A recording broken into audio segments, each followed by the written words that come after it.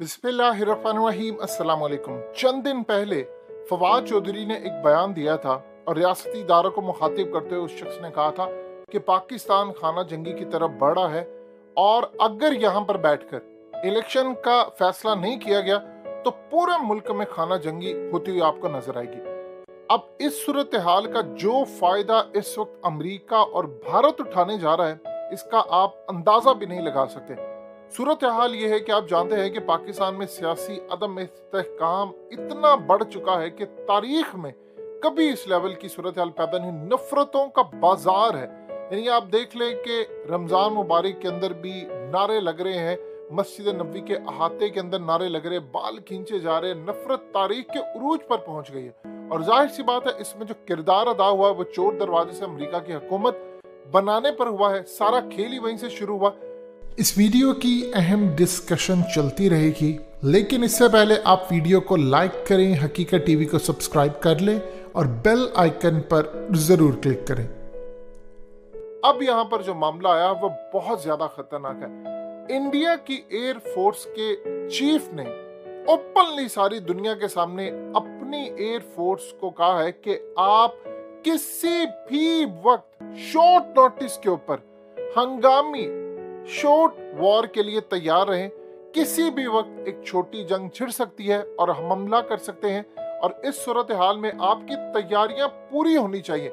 यानी यहां से आपको सिर्फ ऑर्डर जाए और आप हमले के लिए तैयार हो जाए। अब आप अंदाजा कर लें कि उस शख्स ने हमला किस पर करना है। चाइना पर करना है, सवाल ही पैदा नहीं होता।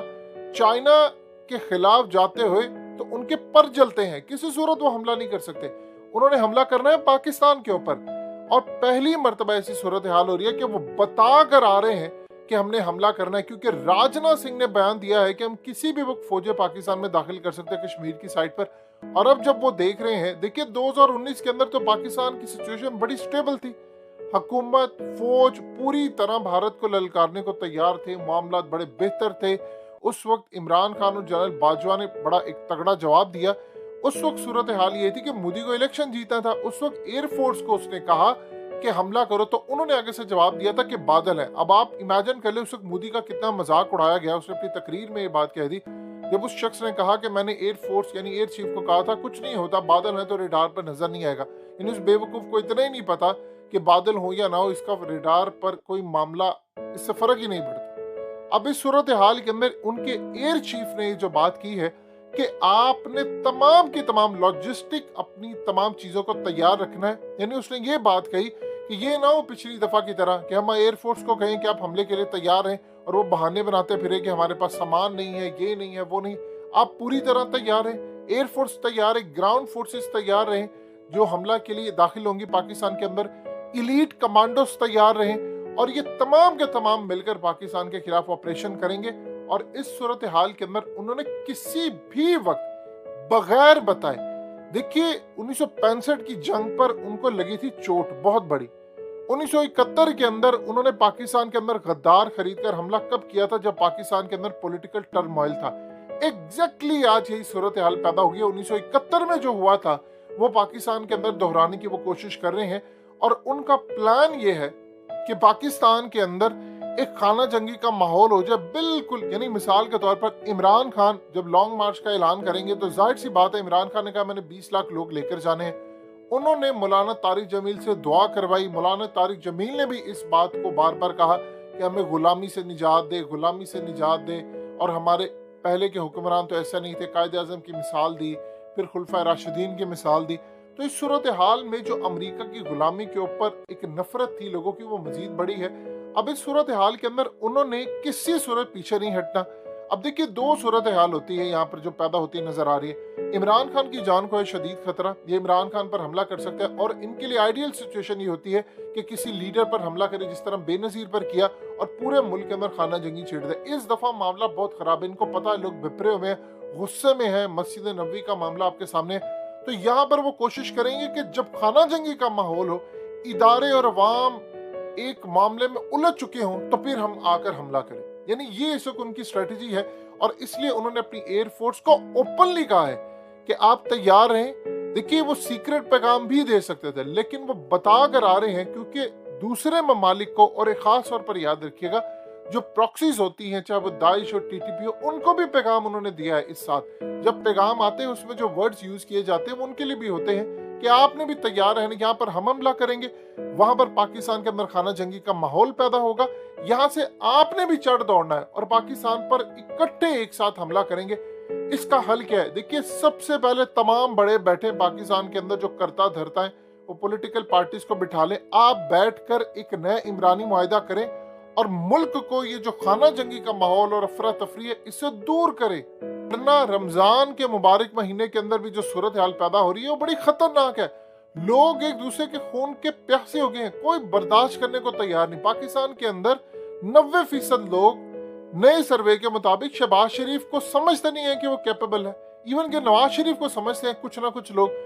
अब आप अंदाजा कर ले, यहाँ से लोग ये कहते हैं कि डॉन लीग्स के किरदार, फौज के खिलाफ सारे किरदार उम्रा करने के लिए चले गए हैं, वहां पर जाकर ये लोग लूट खसूट का माल लेकर जाते हैं। तो यहाँ पर लोगों को गुस्सा चढ़ा हुआ है कि इनकी जमानतें कैसे होगी, हर चोर चक्का लुटेरा है, ये लावा फट रहा है। हमें सबसे पहले एहतसाब का अमल शुरू करना चाहिए और बिला तफरीक छोड़ दे। किसी ने फलाना इंसाफ लेना है, किसी ने लेना है, सबका बिला तफरीक एहतसाब करके उसके बाद बैठकर एक इमरानी मुआहिदा करके इस पूरे सिनेरियो को इलेक्शन की तरफ लेकर जाए। अवाम जिसको मुंतखब करे वो इक्तदार में आ जाए, चाहे वो शहबाज शरीफ हो, चाहे वो आसिफ जरदारी हो, इमरान खान हो, जो भी हो, और जिन चोरों का हिसाब बनता है उनका आप क्लियर करें। वरना लोगों के अंदर जो गुस्सा है वो खाना जंगी की तरफ माहौल लेकर जाएगा और उसी का फायदा भारत उठाने जा रहा है। देखिए, दुश्मन को तो आप मौका दे रहे हैं, दुश्मन तो पीछे नहीं हटेगा, जो मर्जी आप कह ले। उसके लिए तो ये सिचुएशन सबसे ज्यादा आइडियल होती है कि जब मुल्क के अंदर हालात खराब हो और बाहर की फोर्सेस कूद पड़े। यहाँ पर पूरे पाकिस्तान के अंदर इंतशार का माहौल है, हमें इस सिचुएशन से बाहर निकलना है। अदरवाइज आप देखिएगा कि 3 तरह के हमले आप पर होंगे। अमेरिका भी चढ़ दौड़ेगा, अमेरिका पूरी कोशिश करेगा BLA टीटीपी को सपोर्ट करे, दाइश को वो पाकिस्तान पर प्रॉक्सी लॉन्च करे, चाहे वो अफगानिस्तान से हो, मुल्क के अंदर खाना जंगी का माहौल हो, कोई मुल्क के अंदर इवेंट हो जाए कि कोई लोग मारे जाए, कुछ हो जाए, और उसके बाद इंडियन एयरफोर्स हमला करने के लिए आए, साथ उनकी ग्राउंड फोर्सेस आए, इलीट कमांडोज आए और पाकिस्तान के ऊपर चढ़ दौड़े। बताइए उस वक्त आप कहां पर खड़े होंगे? मुल्क इस वक्त खाना जंगी का एक सिनेरियो पेश कर रहा है जिसको बचाना रियासती इदारों की जिम्मेदारी है।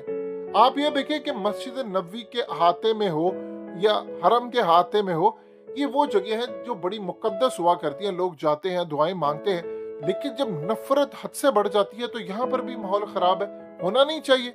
लेकिन लोगों के अंदर गुस्सा, देखिए अक्सर का सूरत हाल ये होती है कि लोग वहां पर जो काम करने वाले उनको गुस्सा है, वो ये समझते हैं कि मुल्क के हालात खराब थे, इन चोरों लुटेरों ने पैसा लूटा और हमें यहाँ पर परदेश में धक्के खाने के लिए आना पड़ा, चाहे वो सऊदी अरब हो या UAE हो। आप जानते हैं कि अरब वर्ल्ड के तो कानून ही बड़े सख्त होते हैं, वहां पर लोगों के क्या हालात है आप सब जानते हैं।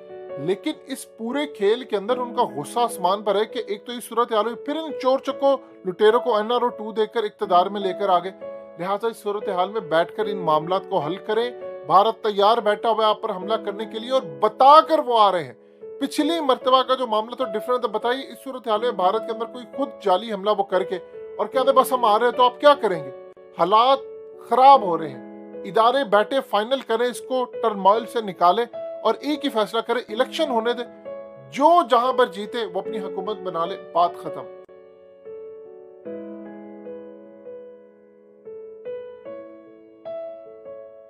हकीकत टीवी को सब्सक्राइब करना मत भूलें, वीडियो को लाइक करें, शेयर करें और कमेंट सेक्शन में अपनी राय का इजहार जरूर करें।